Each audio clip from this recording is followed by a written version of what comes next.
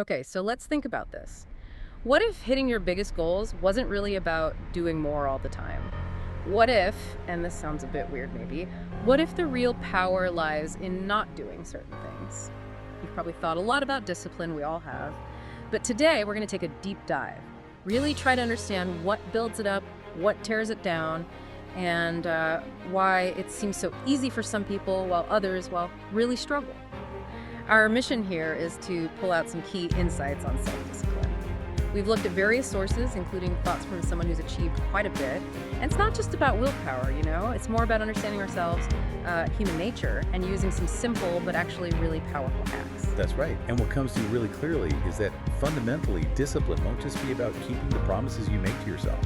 It sounds simple, doesn't it? It does sound simple, like, okay, just do what you say you'll do. Exactly. But then the human factor kicks in, and that makes it incredibly difficult sometimes.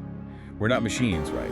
Our moods fluctuate, hormones, life events happen at birthday, getting sick, dealing with loss. All this stuff massively impacts our ability to just stick to a plan.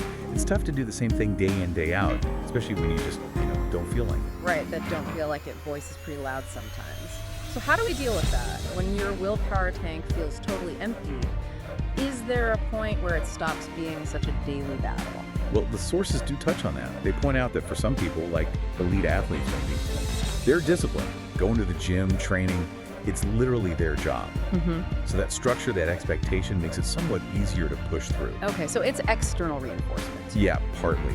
But for most of us, it needs to become second nature. And that only really happens through sheer repetition. We're talking thousands of days, apparently. Until your body, even your friends and family, your sort of core group, they just naturally pull you along. It becomes ingrained. Okay, so repetition builds the habit. But you mentioned something earlier that really caught my attention, this idea of not doing. Ah, yes. The power of omission. This is where it gets really interesting, I think. One example given was quitting sugar.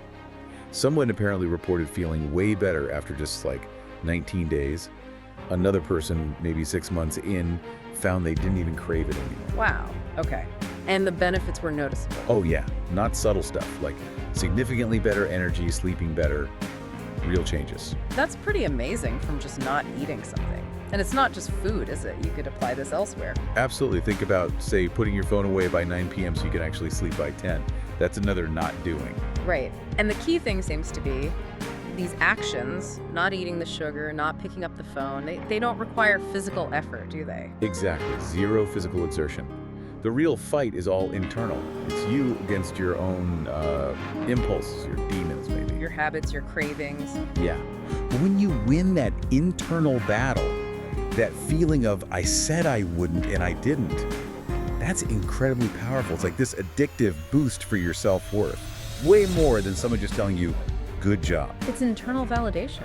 And it feels low friction because you're removing something, not adding another chore. Precisely. And this isn't just about isolated wins. This power of not doing, it can actually kickstart a whole positive shift. It feeds into what our sources call the habit loop. It's like engineering a cascade effect. A cascade? How so? Well, the research suggests that successfully implementing one not doing, like the early bedtime, makes other positive habits feel easier, more natural. Suddenly, maybe meditating in the morning doesn't feel like such a struggle, or going for that walk seems appealing. It creates this positive momentum. A positive reinforcement loop. One good habit kind of pulls others along with it. But, and here's the flip side, the same thing happens with bad habits. They create their own loops too. Oh yeah, I can see that. Staying up till 2 a.m. watching something, mindlessly snacking. It leads to waking up late, feeling groggy, and then having that whatever attitude towards breakfast, maybe grabbing junk food. And whatever mindset, that can be really damaging, can't it? Especially in fields where performance really matters. Yeah, definitely. Like in sports, the source mentions the margins are very, very small. Yeah. That whatever can be the difference between winning and losing. So what about those inevitable bad days? When things just feel tough? How do we navigate those without totally derailing? The sources offer kind of two perspectives on this, which is interesting. One view is, when things get tough, you get tougher. Double down on the discipline. Be ultra strict. Quite a hardcore approach. Yeah. But there's also acknowledgement that, look, for a lot of people, it's okay to allow some comfort on a really bad day. The comfort food, maybe a good cry, just relaxing, cutting yourself some slack. Right, be kind to yourself. But here's the crucial part they both seem to agree on. The key is being hyper-disciplined on the good days that follow, because good days will come back. Life changes, things shift.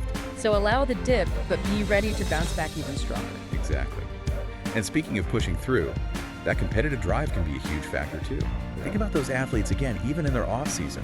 They want a break, right? Everyone needs downtime. Of course. But then maybe they see pictures of their peers already training, or someone sends the dreaded six-pack photo. The pressure. Immense pressure. Suddenly they feel they have to stay disciplined, stick to the diet, even when facing like strict preseason body fat targets. It shows how external stuff can fuel that internal commitment, even when you'd rather just chill. So, wrapping this all up, what's the big takeaway for you listening? It seems like discipline, especially this perhaps overlooked power of not doing things, can be one of the most, courageous and beneficial things you can do for yourself. It's not just about achieving goals, it's about building this really solid sense of personal power, self-respect. Couldn't agree more. It's that internal foundation. So maybe the thought to leave you with is this. Given how much power seems to come from not doing, what's one simple not doing you could maybe commit to starting today? Just one small thing you could subtract that might just be the spark needed to kickstart your own incredible positive loop.